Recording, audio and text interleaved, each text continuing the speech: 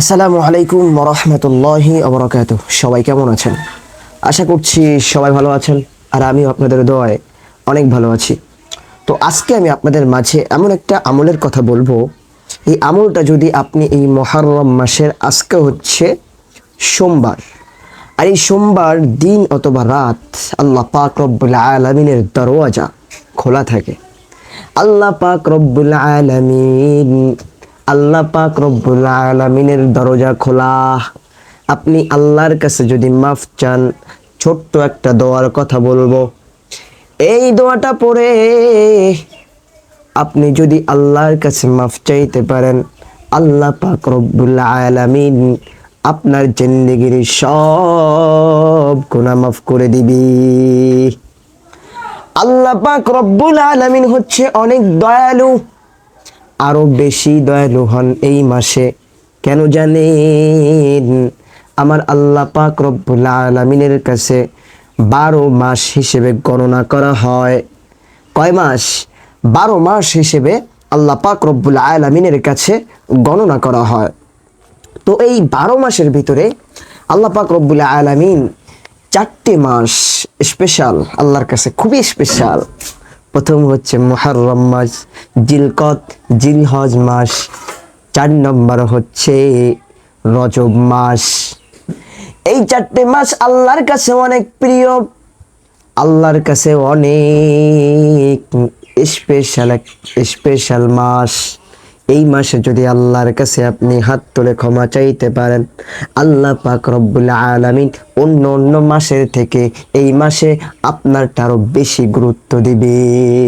সুবহানাল্লাহ। এই জন্য মেন কথা কি জানেন? আসলে আমরা অনেক মানুষ আছি যে কিভাবে জানেন, যে আমরা তো জীবনে অনেক গুনাহ করেছি, জীবনে গুনাহ দ্বারা আমরা পরিপূর্ণ করে ফেলেছি। গুনাহ করতে করতে পাহাড় সমান বানায় ফেলছি। এত গুনাহ করছি, মাঝে মাঝে মনে হয় যে আমার দ্বারা এত গুনাহ করা সম্ভব হলো, আমি যে কেন এত গুনাহ করলাম। এই গুনাহ নিয়ে যদি আমি কবরে যাই, তাহলে আমার অবস্থা কি হবে বলুন তো? আমরা অনেকে কিন্তু এটা ভাবি, ঠিক কি না বলেন? কিন্তু আপনি জানেন না যে আপনার গুনাহের থেকে আল্লাহর রহমত কোটি কোটি কোটি গুণ বড়, কোটি কোটি গুণ বড়। আপনি শুধু একবার বলবেন যে আল্লাহ, ভুল করে ফেলাইছি, আল্লাহ তুমি তো শয়তান সৃষ্টি করেছো, শয়তান তো আমাদের ধোঁকা দিবেই, আমাদের কখনো ভালো কাজ করতে শয়তান আমাদের দিবে না। আল্লাহ তুমি তো সব কিছু জানো, আল্লাহ আমি ভুল করে ফেলাইছি, তুমি আমাকে মাফ করে দাও। আল্লাহ পাক রব্বুল আলামিন কোরআনের ভিতরে সুসংবাদ জানিয়ে দিল, আপনাদের জন্য সুসংবাদ জানিয়ে দিল, ইন্নাল্লাযীনা আমানু ওয়াল্লাযীনা হাদু ওয়ান নাসারা ওয়াস-সাবিঈনা মান আমানা বিল্লাহি ওয়াল ইয়াউমিল আখির ওয়া আমিলা সালিহান ফালা খাউফুন আলাইহিম ওয়ালা হুম ইয়াহজানুন। আল্লাহ পাক রব্বুল আলামিন বলেন, ইন্নাল্লাযীনা আমানু, যারা আমার প্রতি ঈমান এনেছে, যারা ঈমানদার এবং সাবী বা খ্রিস্টান, তাদের মধ্যে যারা ঈমান আনয়ন করেছে এক আল্লাহর প্রতি যারা ঈমান এনেছে, তাদের কোনো ভয় নাই, তাদের পাশে একমাত্র আল্লাহ পাক রব্বুল আলামিন আছে, তাদের কোনো ভয় নাই। কোরআনের ভিতরে সুসংবাদ জানিয়ে দিচ্ছে, তার মানে আর কোনো ভয় নাই আমাদের, ঠিক আছে? শুধু একটা কথা, যে ঈমানটা মজবুত করতে হবে। মেন হচ্ছে ঈমান। মেন কি? ঈমান। আপনার ঈমানটা যত মজবুত থাকবে, আপনার ঈমানের যতটা শক্তি থাকবে, আপনি তত এগিয়ে যেতে পারবেন, আপনি তত সামনে এগিয়ে যেতে পারবেন। বুঝছেন না?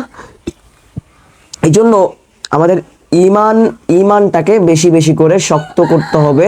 শক্ত করে, আজকে হচ্ছে সোমবার, আল্লাহ পাক রব্বুল আলামিনের দরওয়াজা, এই সোমবারে দিন অথবা রাত একটা দোয়া আপনাদেরকে শেখায় দেবো আজকে। ছোট্ট একটা দোয়া শেখায় দেবো, ঠিক আছে?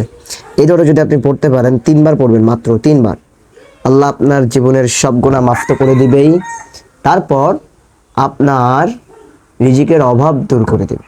দেখেন, আপনার যখন গুনাহ মাফ হয়ে যাবে, মনে করেন আল্লাহ আপনার গুনাহ মাফ করে দিল, এখন আপনি আল্লাহর খাঁটি বান্দা হয়ে যাবেন। গুনাহমুক্ত যারা, তারা কিন্তু আল্লাহর খাঁটি বান্দা। ঠিক আছে? যত মনে করেন আপনি এক জায়গায় চাকরি করতেছেন দীর্ঘদিন, ঠিক আছে?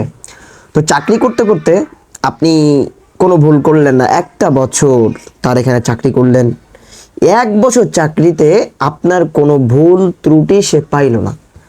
যে মালিকের আন্ডারে আপনি কাজ করেন সেই মালিক কিন্তু আপনার প্রতি বিশাল খুশি হয়ে যাবে। কেন জানেন? কেন খুশি হবে জানেন? কারণ আপনি যে কোনো দোষ করেন নাই, আপনি যে কোনো অপরাধ করেন নাই, ওই মালিকের চোখে আপনি পীর সাহেব। আল্লাহ পাক রব্বুল আলামিন তেমনি। আপনি যদি দুনিয়াতে যত বেশি গুনাহ ছাড়া থাকতে পারবেন, যত বেশি গুনাহ থেকে বেঁচে চলতে পারবেন, আল্লাহ পাক রব্বুল আলামিনের তত বেশি প্রিয় বান্দা আপনি হয়ে যেতে পারবেন। ঠিক আছে? হ্যাঁ, উদাহরণ তো আপনি বুঝতে পারলেন। ঠিক আছে? তো যাই হোক, গুনাহ আপনি করে ফেলেছেন, গুনাহ হবে, এটা আমিও গুনাহ করি, আপনিও গুনাহ করেন, সবাই গুনাহ করে, তাই না? তো এই গুনাহ থেকে তো আমাদের মাপ পাইতে হবে নাকি? যদি মাপ না পেয়ে কবরে যায় তাহলে উপায় আছে আমাদের? উপায় আছে? কি বলেন, উপায় আছে? উপায় নাই। তো আজকে দিন অথবা রাতের বেলায় এই আমলটা আপনি করবেন। রব্বি ইন্নী যালামতু নাফসি ফাগফিরলি, ছোট্ট একটা দোয়া, রব্বি ইন্নী যালামতু নাফসি ফাগফিরলি। এই রাতের বেলায় খুব সুন্দর করে ওযু করবেন, ওযু করে 2 রাকাত তাহাজ্জুদের নামাজ পড়বেন। 2 রাকাত হোক, 4 রাকাত হোক, 4 রাকাত হলেও ভালো, 4 রাকাত তাহাজ্জুদের নামাজ আপনি পড়বেন। নামাজ পড়ে আল্লাহর কাছে যখনই মোনাজাত ধরবেন, মোনাজাতের আগে আপনি এই দোয়াটা মাত্র 3 বার পড়বেন, রব্বি ইন্নী যালামতু নাফসি ফাগফিরলি। আল্লাহকে কেঁদে কেঁদে এই দোয়াটা পড়বেন।